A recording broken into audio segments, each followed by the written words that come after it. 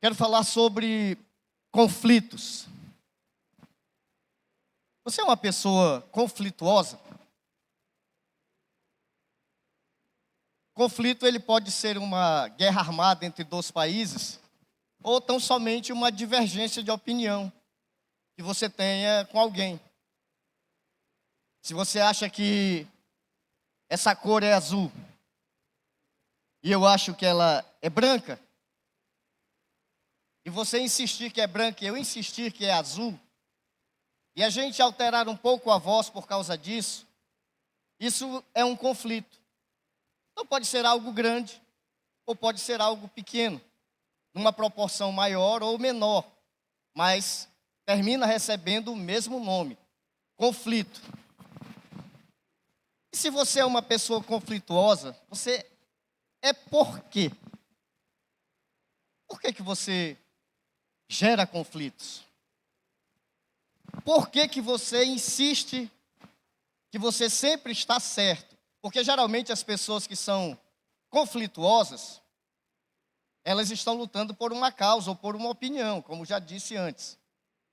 E se eu entro em conflito por causa de uma opinião, é porque eu creio que eu estou certo. Não é isso, irmão Ezequias? É assim que funciona.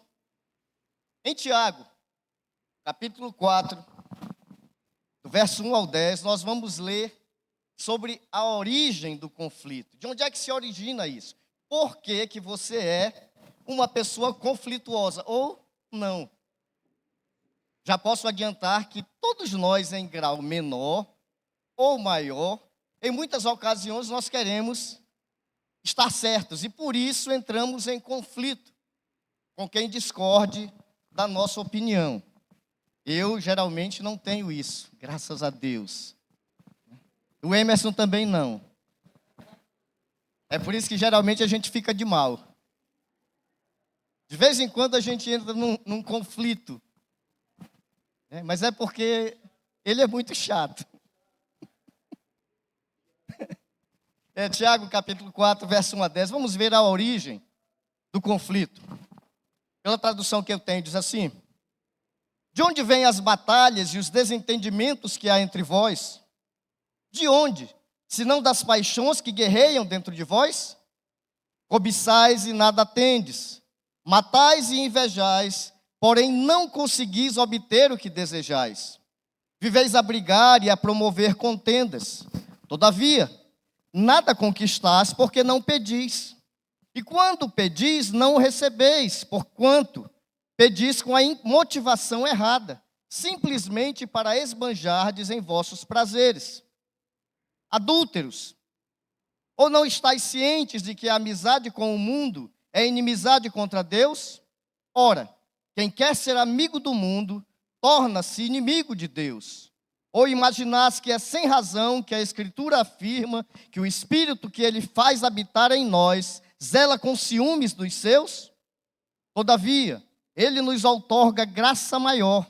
Por isso, declara a Escritura: Deus se opõe aos arrogantes, mas concede graça aos humildes. Portanto, sujeitai-vos a Deus, resisti ao diabo e ele fugirá de vós. Achegai-vos a Deus e ele acolherá a todos vós. Pecadores, limpai as vossas mãos, e vós que tendes a mente dividida pelas paixões, purificai o coração. Entristecei-vos, arrependei e chorai. Abandonai o riso fácil e pranteai. Trocai a vossa euforia pelo pesar. Humilhai-vos na presença do Senhor e Ele vos exaltará. Querido, o problema do conflito é o nosso coração. Está nele. E você vai me dizer, mas o coração é só um músculo que pulsa o sangue, mas que a Bíblia coloca ele como sede também das emoções, como sede do conhecimento e também como a sede dos nossos conflitos. Os conflitos externos, eles revelam um problema interno. Quando nós estamos em conflito com alguém, isso está manifestando um problema que nós temos. Porque geralmente o problema não é o outro, ou o problema não está no outro. É muito comum nós orarmos para que Deus mude o coração de alguém, ou as atitudes desse alguém, para que a gente possa viver bem com ele. Quando, na verdade, provavelmente Deus não vai fazer isso com esse alguém. Porque Ele manda que nós amemos ao nosso próximo.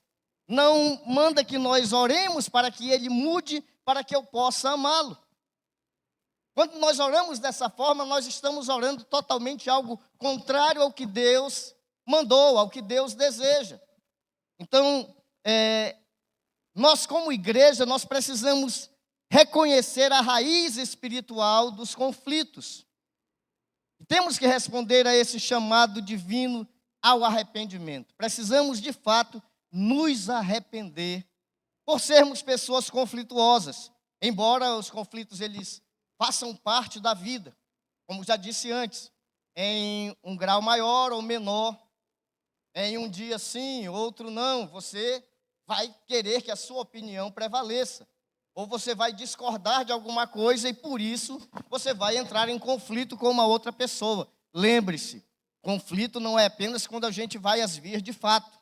Uma discussão é um conflito, uma determinação em impor a sua opinião, isso é um conflito. E quando o Tiago está falando sobre isso, ele não começa analisando pessoas ou as circunstâncias que levam ao conflito, mas ele vai na raiz do conflito, ele vai direto ao coração, que é a origem dos conflitos. E por que que o coração é a origem? Por que que nós, como cristãos, muitas vezes brigamos? Graças a Deus não é o caso da nossa igreja, nós temos poucos conflitos na nossa igreja, graças a Deus. Eu já ouvi falar de igrejas que são bem conflituosas, e eles entram em conflito por quase tudo. Um dos locais mais apropriados para o conflito é quando você está em uma igreja que realiza sessões ordinárias. Alguém aqui já participou de uma sessão em uma igreja? Graças a Deus, poucos.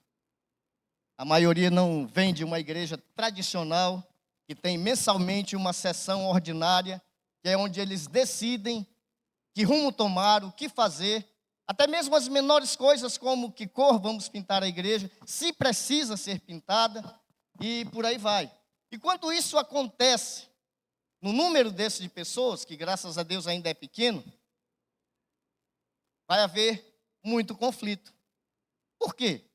Porque a Josi vai dizer, pastor, eu acho que a gente precisa pintar essa igreja. Aí a Aninha vai dizer, pastor, ontem ela queria trocar uma porta, mas a porta está novinha. A porta está extremamente nova. Eu disse, Ana, se a gente pintar essa porta, ela está excelente. Ela disse, mas a gente podia trocar, né? Eu digo, a gente vai trocar do banheiro, que o cupim comeu todo, está só assim uma aparência de porta. Essa nós vamos trocar. Mas a da sala das crianças está inteira. Ela disse, mas pastor, se olhar aqui embaixo, o senhor vai ver que está assim ficando meio caraquento. Eu digo, mas eu não entro aqui olhando para o chão, eu entro olhando para as paredes, assim, para cima. Ou seja, nós temos opiniões diferentes. E opiniões diferentes geram conflito. Por que opiniões diferentes? Porque é nós, é o nosso gosto, é o nosso desejo, é a nossa vontade, é a minha preferência. E por isso a gente termina entrando em conflito para impor aquilo que nós queremos, que nós gostamos, que nós desejamos. E Tiago vem dizendo, olha, isso está no coração do Cláudio. O Cláudio é uma pessoa extremamente gentil. Ele não entra em conflito com ninguém, mas ele gosta de gerar conflito. Por que vocês estão rindo? Isso não é verdade, é? Não.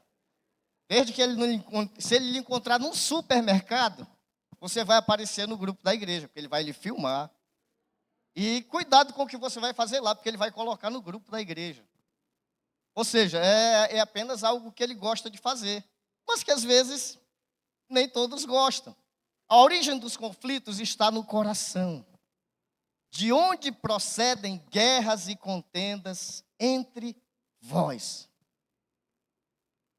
Não esqueçam que o livro de Tiago é um livro de ensinamento de como viver a vida cristã. É por isso que ele é tão pouco pregado e tão pouco comentado, porque as pessoas não querem saber disso. Eu sei viver a vida cristã. Eu sei como é que se vive. Eu vivo como um cristão. Mas se você é conflituoso, Tiago está dizendo, olha, não é para ser assim. Porque conflitos externos revelam guerras internas, que muitas vezes estão dentro de nós, nós temos. E que elas só se manifestam num momento de conflito. Muitas vezes são paixões desordenadas que geram rivalidades entre nós. Você diz, pastor, eu não tenho paixões. Não estou falando de homem e mulher. Paixões podem ser levadas para até mesmo por um objeto, por um carro, por uma moto, por um objeto, simplesmente. Não é necessariamente de uma pessoa para com a outra. E muitas vezes essas paixões, elas geram rivalidades. Porque você ama aquilo de paixão e você quer que aquilo seja aceito. Voltando para a sessão. O Neto diz, eu acho que devemos pintar. Mas o Fernando diz, e deve ser de amarelo. O Josafá imediatamente vai concordar com ele, porque o Josafá ama amarelo. Mas só que a Tati vai dizer, não, eu prefiro essa cor mesmo que está boa. Mas aí o Fábio vai dizer, pastor, melhor o azul. Queridos, provavelmente vai ter várias outras posições e cores, porque é a cor que você gosta. Aí vai votar. Quem fica com o amarelo do Fernando? Ele e o pastor Josafá vão levantar a mão, só. Quem vai pintar essa igreja de amarelo? Só ali dois. Outros não. Mas aí vai vir aqueles que vão dizer, não, eu acho que essa cor está ótima, só precisa ser, ao invés do branco gelo, um branco fosco. Bem, eu acho que o branco vai ganhar. Mas aí, os dois que queriam amarelo, vão dizer, não, mas eu ainda acho que o amarelo é melhor, porque amarelo é bonito, é a cor do ouro, é uma coisa bonita. E vão ficar chateados porque não ganharam na eleição que foi feita. O voto deles foi voto vencido. E eles vão dizer também, eu não venho no dia da pintura. Eu não venho. E também não vou contribuir para comprar uma tinta branca. Eu queria amarelo, não queria branco. Esses conflitos, queridos, eles muitas vezes não são expostos, mas eles estão dentro. E um dia eles se manifestarão. É por isso que Tiago vai lá no coração e diz, está no coração, está guardado. Muitas vezes ele vai se manifestar num outro momento, numa outra ocasião, quando ele diz que isso vai se manifestar, porque já está dentro de você. É por isso que nós entramos em conflito, é algo que nós guardamos, que está dentro de nós, e numa oportunidade bem boa, aprazível, nós vamos colocar isso em pratos limpos, vamos fazer aquele lavar de roupas. Eu disse que amarelo era melhor. Bem que eu disse, naquele dia, na reunião, eu falei que o amarelo seria melhor. Agora aí, está tudo manchado, tudo sujo, porque as crianças pisam na parede, qualquer coisa mancha. Enfim, são conflitos. E a origem está dentro de nós. O problema não é o outro, é o nosso coração. É como nós vemos, é como nós analisamos as pessoas. Se nós analisarmos como Cristo fazia e como Ele manda fazermos, nós não vamos ter dificuldades, não vamos ter problemas. Aí talvez você diga, mas eu não sou um crente bobo, não. Eu tenho opinião, eu tenho melhores meios de fazer, eu sei como fazer, eu conheço. E aí é que entra o conflito. Queridos, Cristo não precisava se impor. Ele nunca precisou se impor. Quando ele mais talvez necessitasse, não soubesse o que ele veio fazer, ele teria se imposto para não morrer. Ele disse, eu não cometi pecado. Mas ele veio exatamente para isso, para morrer sem pecado. Então sempre o problema não é o outro, é o teu coração. É a forma como você gostaria que fosse, mas que o outro não corresponde. E isso se chama ego. O ego que nos governa. É exatamente esse que tira, que rouba a paz. Quando o ego governa, a paz se torna ausente.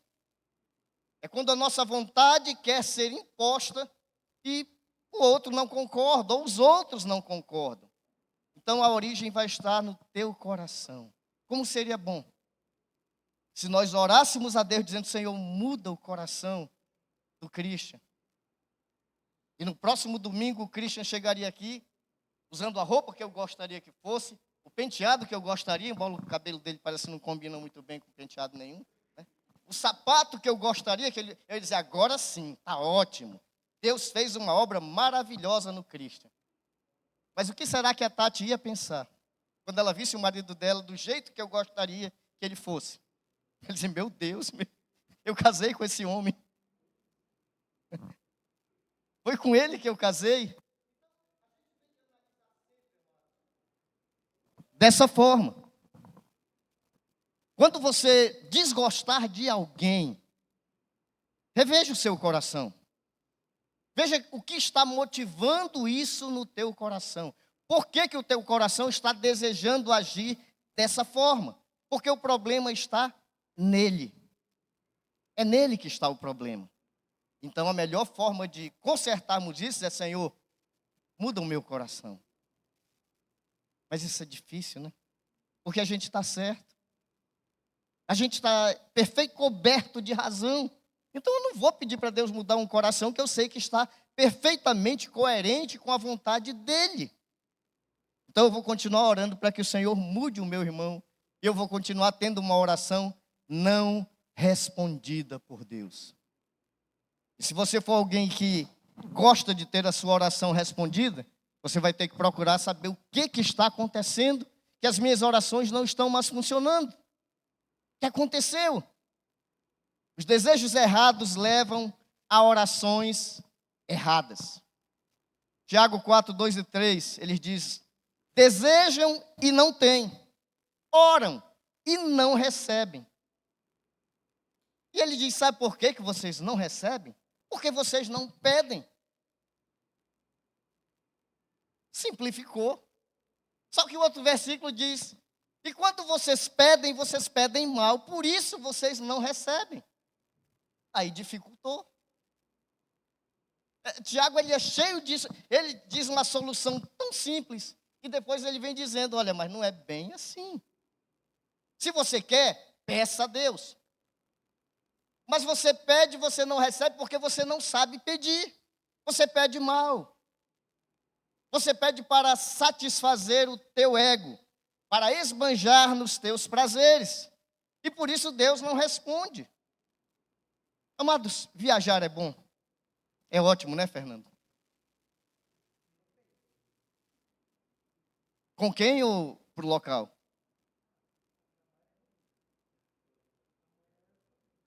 Amanhã você vai, né? Amanhã ele vai para Natal. Coisa boa, né? Não, ele vai trabalhar. Ele passa longe lá das praias, passa longe de... Ele vai trabalhar. É por isso que ele está dizendo que é ruim. Mas semana passada ele estava a passeio. Provavelmente foi visitar o pai dele, eu espero. O pai da Cleiva? Ele mora para lá agora? Ah, é? Então vocês foram para um aniversário. Então foi bom. Que ótimo. Então, quando a gente pede algo, queridos, e Deus responde, e que é algo assim, que a gente vai satisfazer o nosso coração, a gente se enche de alegria. Mas quando Deus não responde, a gente se entristece e nunca procura analisar o porquê de Deus não ter respondido com o sim que nós gostaríamos. Dizem que Deus nunca deixa de responder uma oração. Ele vai responder sim não o espere. Mas ele sempre vai responder. O problema é que nós não queremos saber de ouvir espere, e o não a gente nem cogita. Então, se não é o sim, Deus não respondeu nada. Eu falei e ele não me disse nada. Mas ele responde sempre às orações. O problema está no nosso interesse em satisfazer os nossos prazeres. A nossa busca é sempre essa, na satisfação dos nossos próprios interesses. E geralmente Deus não atende a essas orações que vão alimentar o nosso ego. Porque a palavra de Deus quer que nós sempre nos humilhemos. Esse é o desejo de Deus. Não apenas diante do outro, mas principalmente diante dele. E quando nós sempre temos as nossas orações de esbanjamento prazeroso respondidas, nós nos tornamos egocêntricos. O nosso ego infla. E a gente acha que já pode alguma coisa, que já é alguma coisa. E é por isso que Deus geralmente nos coloca espera um pouco, dá uma parada, segura a onda aí. Mas ele sempre responde. Mas geralmente essas orações de inflamação de ego ou inflação, um crescimento, Deus geralmente não vai responder com um sim. Porque nós não somos autossuficientes. Nunca se esqueça disso, querido. Você não é autossuficiente. Aí o Davi vai me dizer, pastor, eu sou militar. Eu sei o que é segurar a onda, eu sei como é que faz. Eu me garanto. Eu trabalho na rua com bandido. Então pode botar para cima que eu sei. Sabe nada, mano. Sabe de nada, inocente. Se não é Deus guardando, se não são os anjos do Senhor acampados ao redor, protegendo, e ele sabe disso, tá? Protegendo, guardando, dando segurança, mantendo. Nós não somos nada, queridos. Deus tem a última palavra sobre as nossas vidas, não o diabo. E é por isso que ele nos guarda, ele nos mantém, ele nos sustenta. Mas nós mesmos, na nossa vã capacidade, nós não podemos fazer isso. Não podemos. Não somos nós os bons que nos guardamos e nos protegemos. É a graça do Senhor nos sustentando. E se você não crê assim, querido, tenho uma notícia para lhe dizer. É melhor você procurar outra coisa para fazer.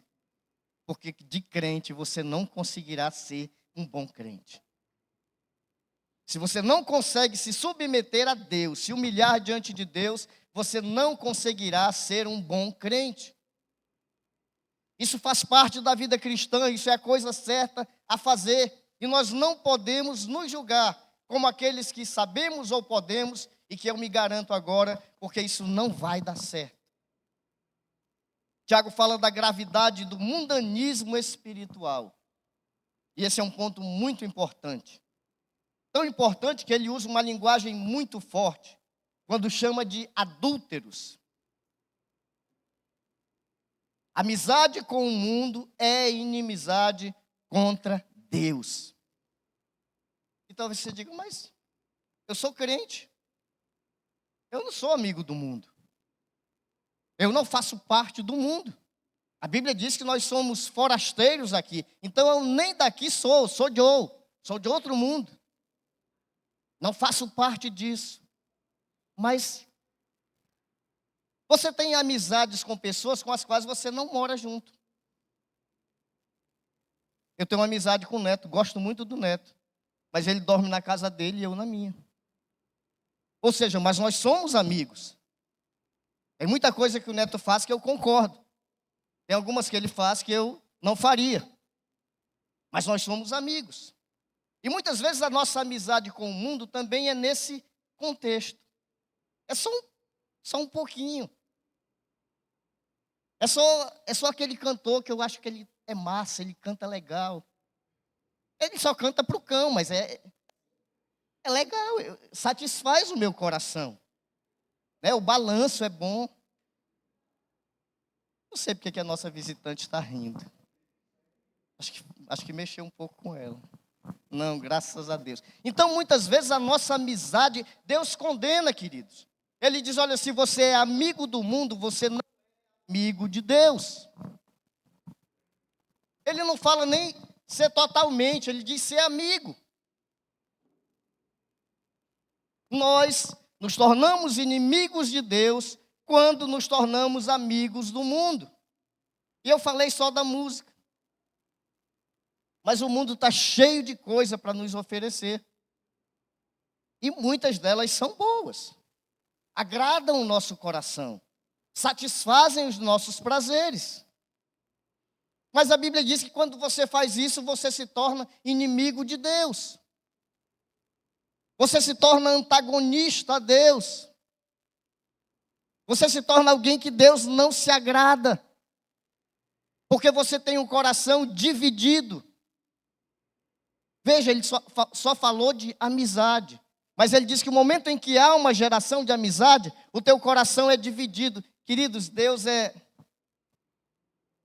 usar uma palavra certa, não é egoísmo, é zeloso. Deus é zeloso. Ou ele te tem por inteiro, ou você não pertence a ele. Com Deus é tudo ou nada. Não, Senhor, eu vou passar um mês te servindo, aí um mês eu fico de folga. Aí no outro mês eu fico te servindo, no outro eu estou de folga. Ele vai dizer, não quero. Eu ia dizer uma coisa que Deus nunca iria dizer, né? Vá se lascar. Mas Deus não vai querer, queridos. Que absurdo, Deus jamais vai dizer isso. Mas Deus vai dizer que vai te rejeitar. Eu acho que é pior. Ele vai te rejeitar porque Ele não aceita um coração dividido. Ou você é dele, ou você não é dele. Ou você pertence a Ele integralmente, ou você não pertence. Você vai dizer, mas pastor, ninguém é perfeito. Ele sabe. Mas os que não são perfeitos estão pelo menos tentando, buscando. Como a Bíblia diz, busquem a perfeição, busquem a santificação. Vocês não vão conseguir, mas busquem. É isso que ele vai olhar, é isso que ele vai ver. Por isso, sejam inimigos do mundo e não de Deus. Mas pastor, eu trabalho no mundo, a empresa não é cristã onde eu trabalho. Sim, mas você é. Qual o problema? Faça diferença no local onde você está. Faça diferença no local onde você está. Às vezes é difícil para o cristão, em alguns momentos, em alguns locais de emprego, se imporem e dizer, eu não vou fazer isso porque eu sou cristão. Mas pelo menos pode dizer, olha, eu sou cristão, vou fazer, mas eu não gosto. E se ele quiser amedrontar, ele dizer, eu vou orar para o Senhor para pesar a mão sobre quem está me obrigando a fazer isso. Aí o negócio vai pegar. Porque se você é amigo de Deus, a tua oração vai ser respondida. E as pessoas vão sentir, vão ver isso. Queridos, nada acontece conosco se Deus não permitir.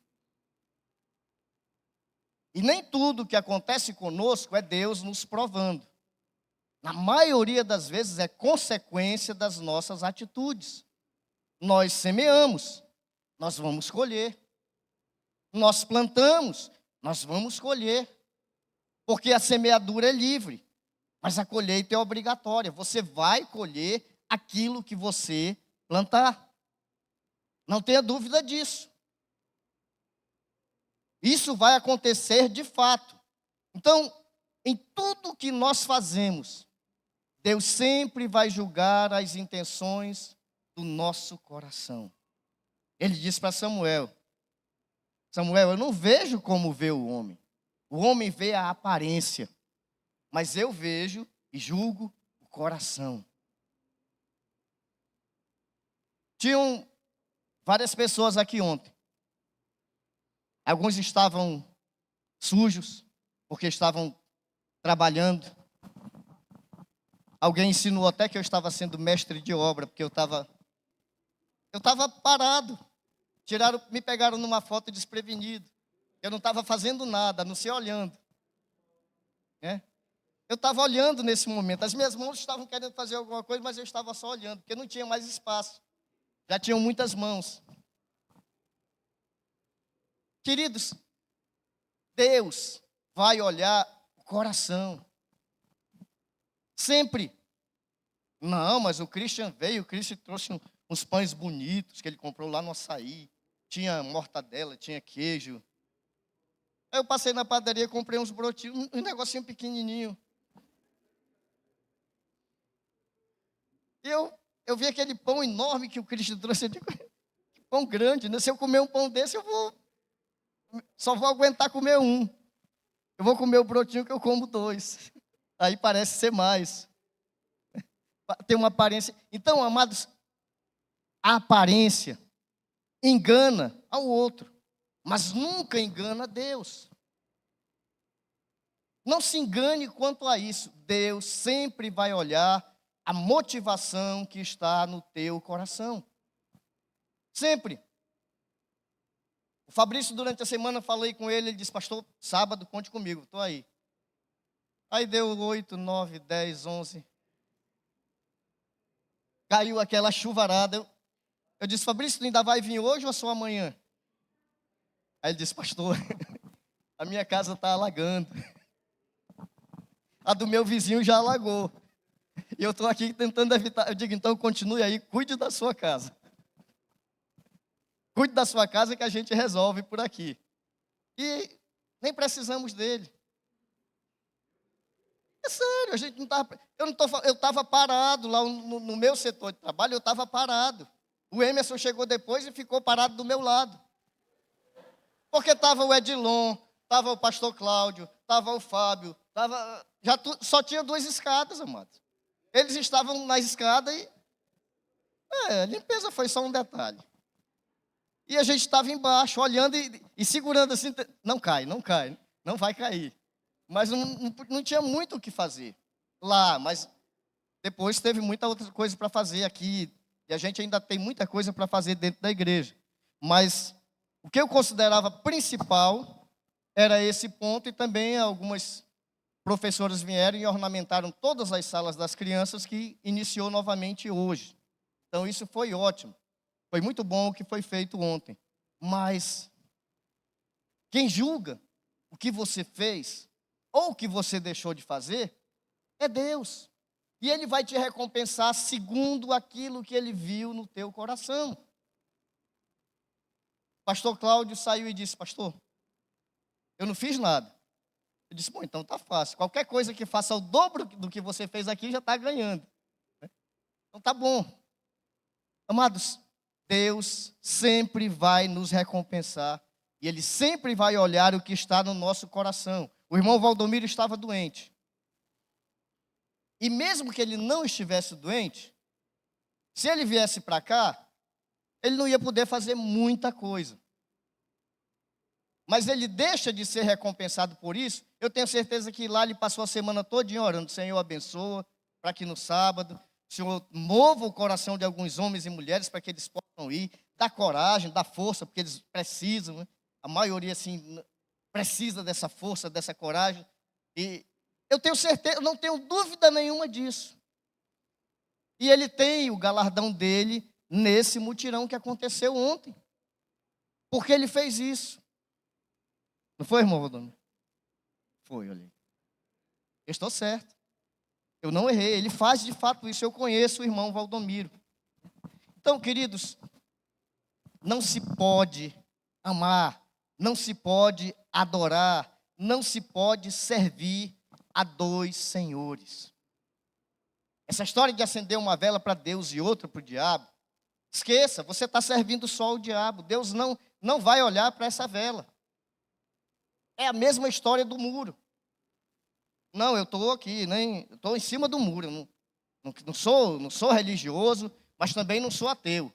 Eu estou aqui em cima do muro. O muro é do diabo, queridos. O muro é do diabo. Conta-se que o cara morreu e o espírito dele foi para Quando ele viu um muro, ele disse, eu vou ficar aqui. E ele se estabeleceu em cima desse muro. E do lado do céu, aparecia um anjo e disse, cara, vem para cá. Esse lugar que tu está não é legal não, vem para cá. E do outro lado passavam uns capetinhas, olhavam para ele, ei, beleza? Legal. Nunca mexeram com ele, nunca convidaram ele, até que um dia passou o capeta mor, o diabo. Só, isso é uma piada, tá? O diabo é um... A Bíblia diz que o inferno foi feito para o diabo e os seus anjos. Mas o diabo não vai passar pelo inferno. Aquele hino que a gente canta, né, que Jesus foi lá no inferno e tomou as chaves na mão do diabo, o diabo não está no inferno, o diabo habita nas regiões celestes. E quando acontecer todas as coisas, o diabo vai ser lançado no lago de fogo, o inferno vai ser lançado no lago de fogo também. Mas o diabo não vai passar pelo inferno, ele não está lá, ele não é chefe nem do inferno. Quem manda no inferno é Deus, que criou e disse, para cá virão todos aqueles que recusarem o meu amor, e os que cederam aos encantos do diabo.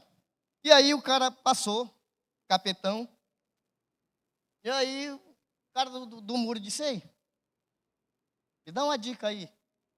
Tem uns caras aqui desse lado que ficam me chamando para ir para lá, dizendo que é legal lá, que esse lado do céu é melhor, que eu estou no lugar errado.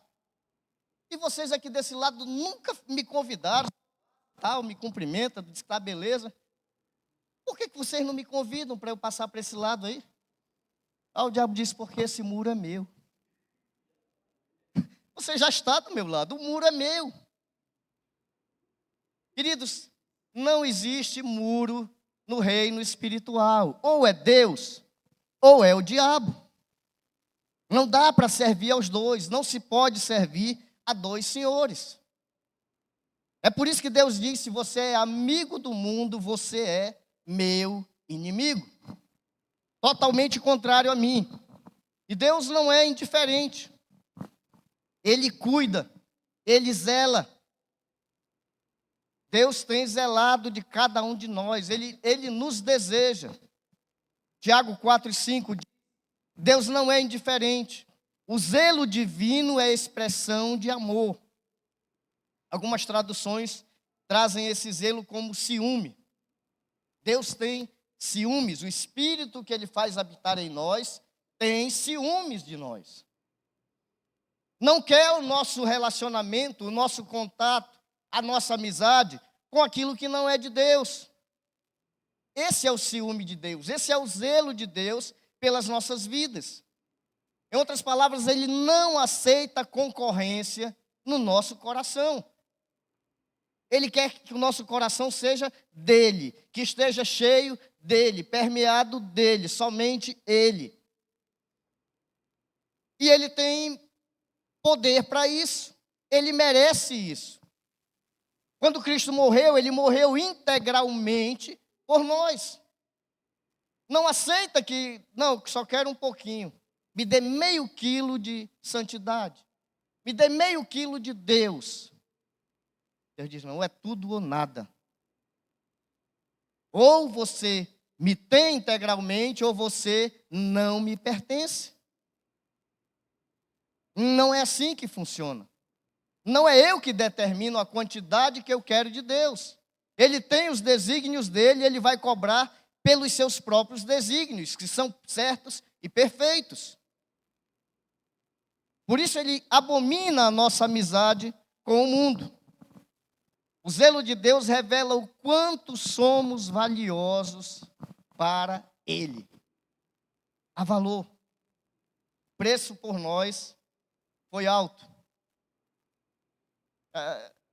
Quando a gente fala disso, nem parece ser muito, né? Já faz mais de 2000 anos, pastor. Cristo morreu e ele morreu. A maioria das pessoas já esqueceu isso, nem sabe o que é isso. Nem sabe por que Cristo morreu. A maioria delas diz, quem? Quem morreu? Cristo morreu por causa dos teus pecados. Ele foi mesmo? Quando? Quando que aconteceu? As pessoas se tornaram indiferentes a isso. Mas a indiferença do homem não anula os desígnios de Deus. Continua válido.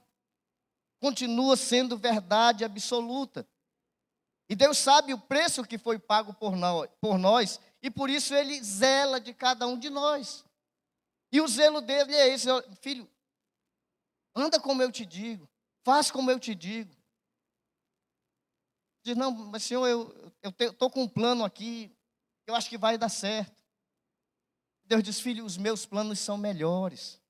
Não, mas esse plano vai me deixar grande. Ele disse, o meu é muito maior do que o seu. O meu plano para você, que eu tenho, é bom. Vai dar o fim que você deseja. Faz como eu te digo. Segue o meu conselho. Faz a minha vontade. Esse é o zelo de Deus por nós.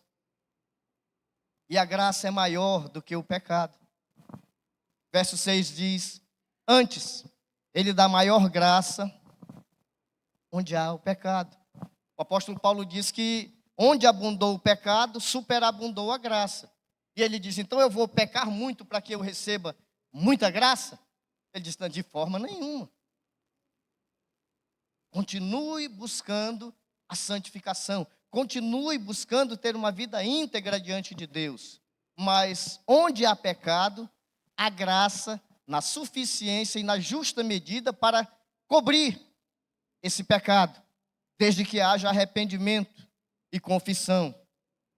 Agora, se você acha que está certo, se você acha que não, está tudo bem, isso é soberba. E a Bíblia diz que Deus resiste aos soberbos. Deus resiste. Deus coloca a mão no teu peito e diz, segura aí. Segura aí. Ele não te abomina, Ele não te diz, você está condenado ao inferno, mas Ele, segura aí. Eu não respondo tua oração, eu não estou muito bem contigo. Ele resiste. A nossa soberba é um pare de Deus na nossa vida. Se eu sou soberbo, Deus vai dizer, pare. E se eu mantiver essa soberba, vai dizer, te cuida. Se você se garante, vai. E aí o negócio fica ruim, bem ruim para o nosso lado. Mas Deus concede graça a todos os humildes. Queridos, a humildade, ela abre portas de restauração na nossa vida. Ele diz, clama a mim e eu te responderei. Está em perigo? Clama. Está sofrendo? Clame. Está feliz? Clame para dizer, Senhor, muito obrigado. Mas fale com Deus em todo o tempo. E se precisar, clame a Ele e Ele vai te responder. Porque quando o clamor ele é um reflexo de humildade. Eu só chamo por alguém que eu acho que possa fazer algo por mim. Eu não clamo por alguém que não vai me ajudar. Eu não clamo por alguém que não vai poder me socorrer. Então, quando eu clamo a Deus, eu estou me humilhando diante dEle, dizendo, Senhor, Tu é maior do que eu. O Senhor pode fazer aquilo que é necessário. Então, o clamor é um reflexo da nossa humilhação diante de Deus. Por isso que abre portas de restauração. Mas onde não existe humildade, não existem portas abertas. Elas estão fechadas. Elas continuarão fechadas até que você se humilhe. Porque há um caminho que é muito prático. Tiago ensina para o arrependimento. Isso é do 7 ao 10, ele diz assim, ele apresenta argumentos e frases bem claras. Sujeitai-vos a Deus, resisti ao diabo, aproximai-vos de Deus, limpai as mãos, humilhai-vos. São caminhos práticos de arrependimento e de retorno a Deus. E a gente olha para essas palavras e sujeitar, resistir ao diabo, me aproximar de Deus, limpar as mãos, me humilhar. Aí eu pergunto para você, quantas vezes você foi movido a vir aqui à frente para tomar uma decisão? E embora eu não faça isso, mas os pastores na igreja, e o pastor Cláudio com frequência faz, chama aqui à frente. Você que quer tomar uma decisão hoje sobre isso que foi falado, vem aqui à frente. E você vem. E você já veio outras vezes. E quantas vezes você vai vir até que você de fato tome uma decisão? Porque arrependimento verdadeiro, querido, ele envolve atitude, não sentimento. Não é só sentimento. Você vir aqui à frente, receber uma oração e sair daqui e continuar do mesmo jeito, fazendo as mesmas coisas, agindo da mesma maneira, isso não vai mudar nada na tua vida, aquela oração que foi feita. Não, mas eu já recebi uma oração. Sim, e daí? Mude atitude. Se não há mudança de atitude, não houve arrependimento. Tem que haver arrependimento, não apenas o sentimento de querer mudar, mas a mudança em si. Tem que haver a atitude. E para terminar, queridos, Tiago faz um convite a abandonar a superficialidade espiritual, essa aparência de crente. Não, ele parece ser um bom crente, mas quando Deus olha para você, quando Deus olha para o teu coração, o que ele vê? Ele vê um bom crente. Ele vê um crente fiel a Ele, não aos seus prazeres, não aos seus desejos. Ele vê alguém submetido a Ele, que aceita a vontade dEle, diz: Senhor, muito obrigado. Eu estou orando, o Senhor disse para mim não, mas eu aceito a Tua vontade. Porque eu sei que o Senhor tem o melhor para mim. E se o Senhor não está me concedendo isso, é porque o que o Senhor tem para mim é maior e melhor do que isso que eu estou querendo agora. E eu sei que o Senhor vai me conceder, então eu agradeço. Deus não quer apenas a nossa aparência religiosa, queridos. Ele quer um coração que o mantenha, quer um coração que o receba, um coração que de fato, quando abra a boca, manifeste Deus. Pastor, como é que a gente faz isso? Você chama palavrão? Você amaldiçoa as pessoas? Você xinga muito? A Mara deu uma balançada.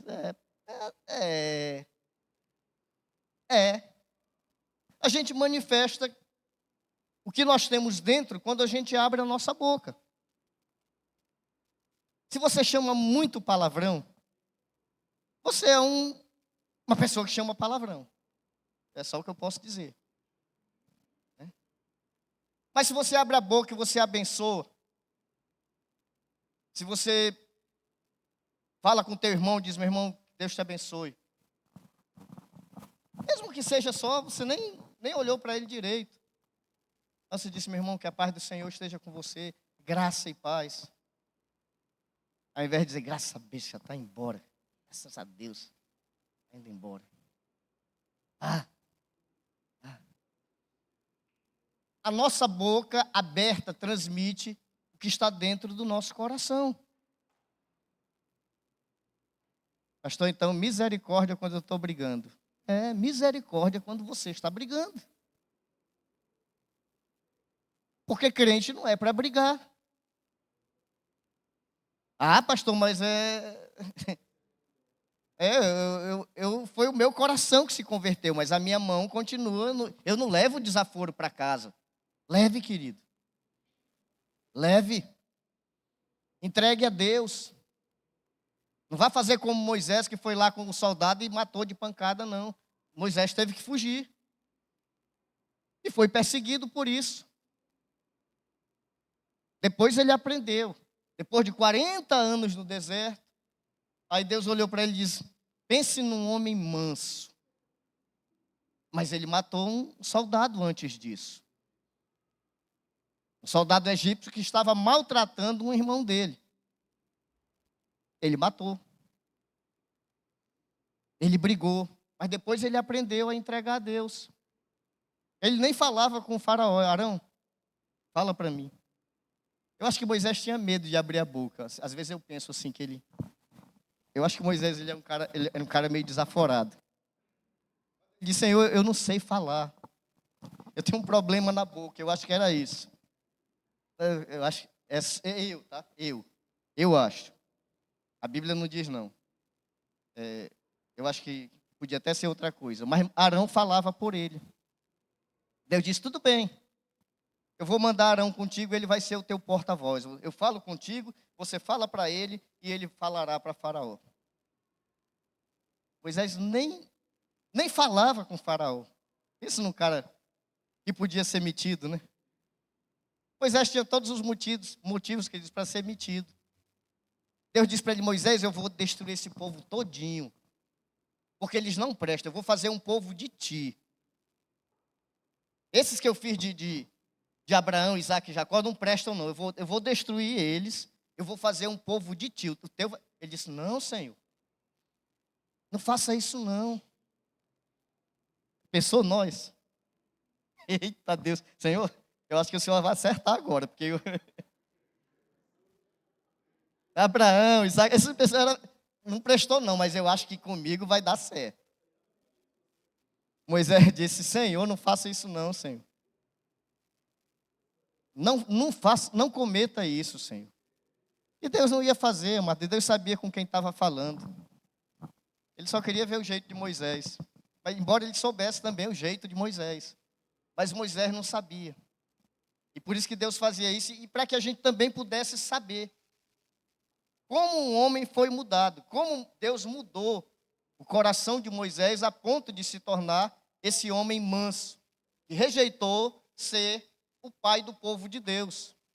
Disse: não, Senhor, esses que o Senhor fez está bom, eles não prestam agora, mas eles vão prestar. Eles vão prestar. Até hoje ainda não presta, mas eu acho que Moisés ainda dizia: Senhor, mas vai dar certo. Vai dar certo, no final vai dar certo. São igual a gente, amados. A gente também não vale nada. Deus continua insistindo conosco, nos amando, nos abençoando e dizendo: filho, melhora. Eu quero te abençoar mais. Eu quero que você seja uma bênção nesse mundo. Então, melhora para que eu possa te usar. E a gente tem uma grande dificuldade em responder um sim para Deus. Então, querido, hoje é o dia de cada um de nós nos voltarmos integralmente para Deus, totalmente, para que a gente possa experimentar essa graça restauradora do Senhor em nossas vidas e possa, de fato, alcançar, viver da forma como Deus quer, sem conflitos. Quando for brigar, lembra que é o teu coração, não é o outro. É o teu coração, é a tua soberba, o teu ego, é a tua vontade. Se humilhe, se humilhe. Diga: Senhor, me ajuda, eu sei que é difícil, mas me ajuda, para que eu possa ser a pessoa que o Senhor disse que eu sou. Porque Deus nos chama de santos. Geração eleita, sacerdócio real, nação santa, povo de propriedade exclusiva de Deus. Ele nos chama assim. Vamos fazer com que Deus acerte conosco. De Senhor, comigo o Senhor acertou. Graças a Deus. Vamos nos colocar sobre os pés, vamos orar. Meu Deus, muito obrigado. Eu te louvo, Deus, grato pela tua palavra. Eu sei, ó Deus, o quanto para nós, em muitos dias, e ó Deus, na maioria deles, é tão difícil viver como o Senhor quer que vivamos. Mas o Senhor continua insistindo conosco, colocou em nós o teu Espírito, que tem a capacidade de, quando permitimos, Ele nos dirige, Ele nos ensina, Ele nos exorta, Ele nos guia. Ele nos torna, ó Deus, de fato, pessoas como o Senhor quer que sejamos. Nos ajuda, ó Deus, a mantermos isso vivo na nossa mente. Nos ajuda, ó Deus, a termos um coração mais voltado para Ti, a Te ouvir, mais voltado para as coisas que são Tuas. Tem tanta coisa, ó Deus, que nós fazemos que já não Te agrada. Mas tem algumas, ó Deus, que nós poderíamos simplesmente descartar, simplesmente deixar. dá para viver sem fazer. Dá para continuar sem carregar essa bagagem junto. Então nos ajuda, ó Deus, a de fato vivermos sem todo esse embaraço, que muitas vezes está, ó Deus, nos atrapalhando na caminhada que o Senhor tem para nós. Nos torna melhores para Ti, ó Deus. Vê hoje cada coração aqui, Senhor. O Senhor conhece o coração de cada homem, de cada mulher, de cada criança, de qualquer pessoa que está aqui. O Senhor, nesse momento, vê o coração. Então, ó Deus, ajuda. Eu te peço, Senhor, ajuda-nos a termos uma vida que te agrade, para a honra e glória do teu nome, ó Deus. Muito obrigado pela tua palavra, ó Deus. Que ela de fato se torne algo prático em nossas vidas para a glória do teu nome. Eu te agradeço e oro em nome de Jesus Cristo. Amém.